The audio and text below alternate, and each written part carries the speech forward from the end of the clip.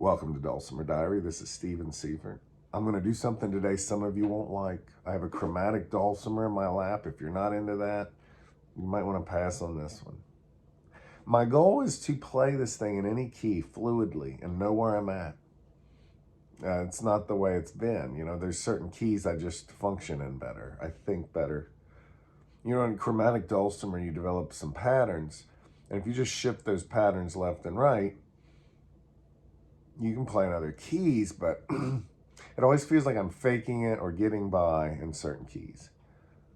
Just surviving, you know, and I tend to migrate back to the keys where I just kind of know where everything is. And I don't know that for all the keys. So this exercise is supposed to help with that. And I think it's making a difference. So I want to share it with you. And before we jump in, you've got to know your cycle of fourths to do this. And you can memorize this. It took me a while to memorize this. B, E, A, D, G, C, F, B flat, E flat, A flat, D flat, G flat. And then I do the sharps. B, E, A, D, G, C, F, A sharp, D sharp, G sharp, C sharp, F sharp. So once you memorize that pattern, which could take weeks, next step is know where your notes are. And I'm going to give you kind of the prerequisites to doing this exercise. So I recite the notes around the cycle on the bass. B, E, A, D, G, C, F, B flat, E flat, A flat, D flat, G flat, B. Now I'm going to do E, A, the sharps, D, G, C, F, A sharp, D sharp, G sharp, C sharp, F sharp, back to B. So I went through the whole cycle of fourths, through all the notes, and the accidentals were the flats, the first half through, and then the last half through, I did the sharps. I do the same thing on the middle string. B, E, A, D, G, C, F, B flat, E flat, A flat, D flat, G flat, B, E. Now I'm going to go for the A. The sharps, D, G, C. Oh, I stumbled a little. C, F. Here we go. A sharp, D sharp, G sharp, C sharp, F sharp, back to B. Woo. So stumbled there a little. Let me do that last half. B, E, A, D, G, C, F, A sharp, D sharp, G sharp, C sharp, F sharp, back to B. Okay. And the melody string is the same as the bass. So this can take weeks or months. But you just know where your notes are. Where are my A sharps? You know, without having to think about it. Where are my E flats? I think they're there. So once you've got your notes down, the next thing is to know your L slant and extended slants for major and minor. So a major, I'll just start on a B on the bass. If you put a B on the bass, you can build this L shape. You can use 3 fingers like this. There are 3 unused fret spaces between if it's major. If you want to make it minor, you lower this, so there's 2 empty spaces between the left and right side of the fingers. I finger it like this, where I hold the ring finger on the bass and middle, index fingers up here. There's 3 unused spaces. This is major. I'll lower this third of the chord, that's minor.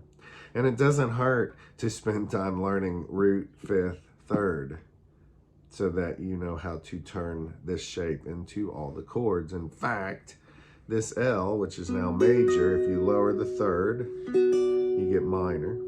If you also lower the fifth, you get diminished. Go back to the major. If you raise the fifth, you get augmented. So it's good to know root, fifth, third. Now at this point, some of you are checking out, but if you're interested in this, hang on for a second. So if you find a B on the bass and do a major L chord, there it is.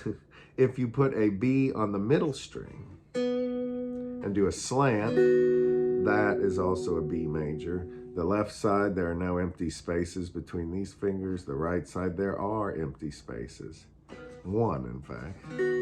If you want to make this minor, you lower the third, and to do that, you need to know where the third is. So there's a lot of prerequisites here, but I'm trying to just sum this up. Extended slant, find a B on the melody string, do an extended slant that ends with that B. 1 empty space here, 2 here. If you make it minor, the third is on the middle string, you can lower it. So this could be a few months of your life, learning the major and minor, L, slant, and extended.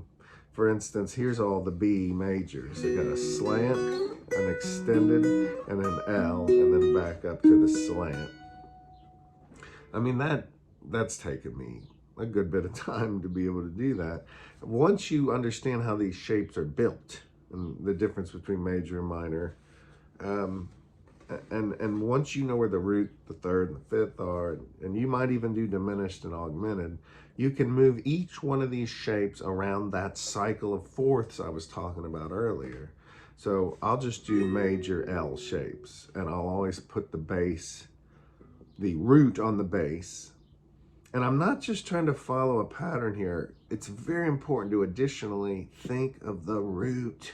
Where's the root and what is it? And so I say it out loud as I play a B major, E major, A major, D major, G major, C major, F major, B flat major, E flat major, A flat major, D flat major, G flat, back to B. And then I could go through the sharps. But at this point, I'm just gonna start using flats to keep the video manageable. Then I'm gonna take these slants. I wanna make sure, and these are just major right now. B major, E major. The root's on the middle. I have to keep thinking, where's the root? B, E, A, D, G, C, F, B flat, E flat, A flat, D flat, G flat, back to B. Then the extended slant where the root's on the melody, B. And I'll tell you, the first time you do this stuff, it is painful to concentrate this deeply. But I think the first short initial period where you're first working it out is the most painful. It gets easier and easier and easier. And that's what you want. B, E, I'm on the melody, A major, D major, G major, C major, F major, B flat major, E flat major, A flat major, D flat major, G flat, back to B. Now, I could do the same thing for the minors. Start with the L, B, E, A, D, G, C, F, and so on. You could do the same thing for the slants, B, E, A, D, G, and so on. And do the same thing for the minor extended slants, B, E, A, D, G, C, and I need to let the dog out, so I'm trying to move quick here. But what do we have at this point? Because I know that's like, it's crazy. What am I trying to do? I want to be a musician who's not just sight reading. I can think this language fluently and speak it and comprehend it and write in it, you know, and just make up things in this language. And I don't want to have to figure things out or get out some kind of decipher sheet, you know. So what do we have so far? We have memorizing the cycle of fourths, which I haven't really told you about why that's so useful, but you know, just memorize it. And then we use that to practice everything. Initially, it's the notes, and then it's the major shapes and the minor shapes, and it's the L's, the slants, the extended. Now, after you get this, this next step's rough. You got to be able to think in different keys. And so I actually go around strengthening the ones I'm not as familiar with. So the one major key that's easiest for me is major. C, D, E, F, G, A, B, C. I just want to be able to say the notes. So I actually go around the cycle.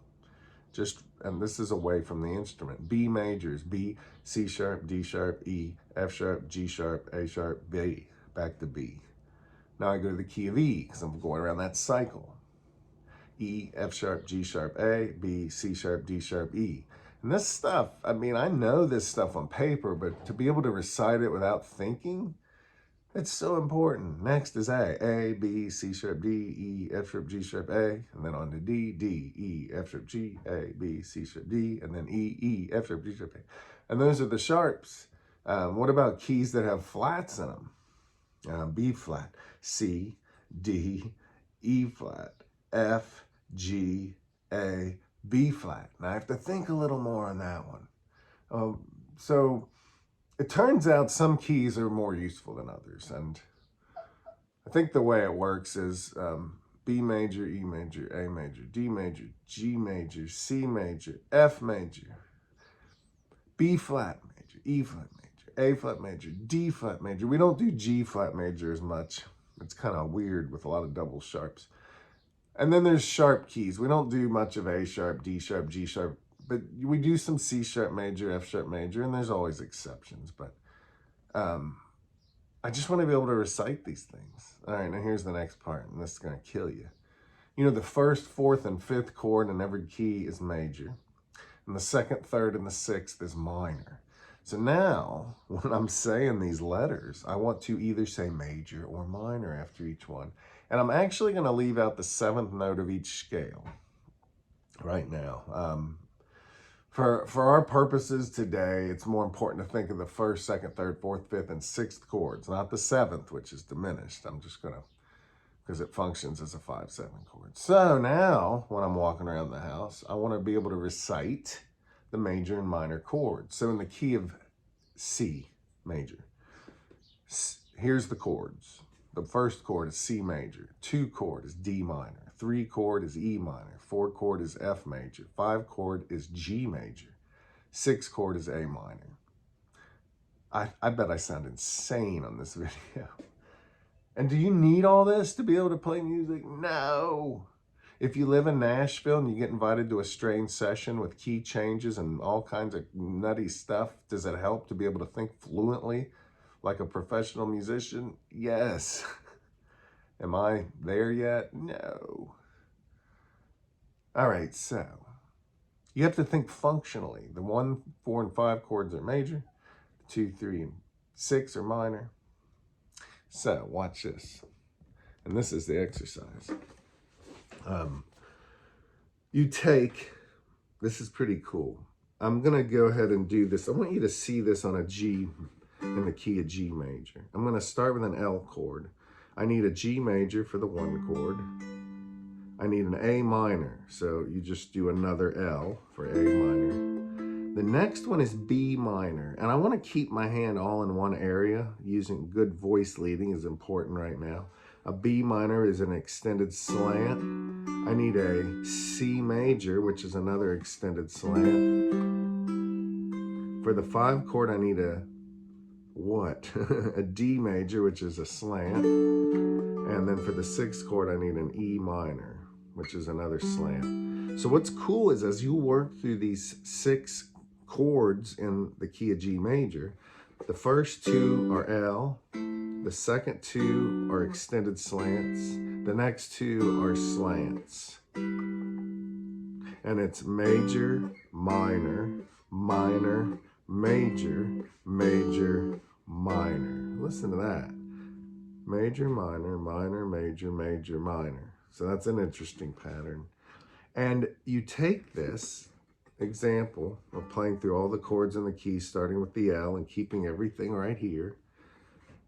And you move it around the cycle. So I start with B major, and I recite these, and I'm thinking where are the roots, and what number chord am I in the key, and what's the name of that, and I say them out loud. So for the key of B major, and I might mess this up, I've got a B major, C sharp minor, D sharp minor, E major, F sharp major, and then finally G sharp minor. And then I do it twice. I go through that 2 times. Then I shift this whole thing along the cycle of fourths. I just did B, now I'm going to E. E major, F sharp minor, G sharp minor, A major, B major, C sharp minor. and then I do it a second time. The second time is really where it solidifies. But I just did what? What key was I in? E major. Now I go to A major, B minor, C sharp minor, D major, E major, F sharp minor. Then I go to the key of D, D major, E minor, F sharp minor, G major, A major, B minor. And each time I'm thinking of the shape, where's the root, what number chord am I on? I'm on the second chord, and that's minor, and that's it, you know. So all this is very comprehensively stacked, and it's taken a lot of time to get here. This was just starting with the L. Well, check this out. This B I started on, B major. There's two other B majors. There's the slant and extended. Well, I just moved this little chord family around starting with L each time. I have to also do that starting with slant and starting with extended. And the interesting thing is, as you do this, it's always the same shape twice, and then the next shape, and then the next shape. I'm going to go ahead and do this for D major, just because I know it so well. If I start with the slant, I need an E minor, I need an F sharp minor, so now I'm into the L's, and then a G major, and then I need an A major, I'm into the extended slants, and a B minor. So that's the 6 chords starting with an L. There's also 6 chords starting with an extended slant. The first 2 are extended. D major, E minor, now onto the slants, F sharp minor, G major, and now on to the L's, A major, B minor. So you have 3 exercises for this. You know, do you start with the L? Do you start with the slant? Do you start with the extended slant? And then you move it around the cycle. Now, if this is relevant to you, who are you? You're someone who's using a chromatic dulcimer, and you're going to show up at a jam, and you want to be able to play backup chords in any key. Maybe you have to back up a singer, you know. You're going to go into the studio and record something, and you don't know what keys they're going to want you to function in. And you know, I always take my diatonic dulcimers. If I go to a studio gig, I take 2 diatonics and a chromatic. One diatonic is DAD, one is tuned CGC. And I can always alter those tunings a little so I can still play with the diatonic mindset, the diatonic approach, which is very valuable.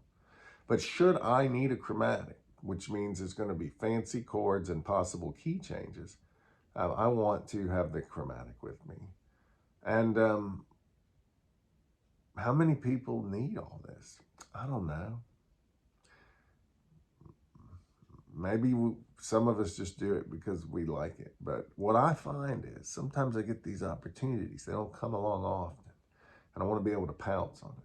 And I like practicing this stuff, but don't presume that I've nailed all this. You know, the reason I am excited about this particular exercise is it's helping heal up some of the blockages, you know, that keep things from flowing. Ultimately, I don't want to think any of this stuff. And the people who just turn this video off halfway through, they're not going to get to this part. I don't want to think anything. I just want to feel and play. But to get there, I think you have to think. Some people say, man, you're just making dulcimer too complicated. No, I'm actually working my butt off to make it simple. But I love my diatonic. Don't turn your back on me, folks. I told you some of you wouldn't like this. But if you're someone who's desperately wanting to play chromatic in any key and kind of just play from the heart, it takes some work. I love the diatonic because you can kind of jump to the good stuff without having to work so hard. But look, sometimes in life you gotta put your time in. So anyway, thanks for hanging out with me today, and I'm gonna take the dogs out and we're gonna get this day rolling. Have a good one. Thanks. Adios.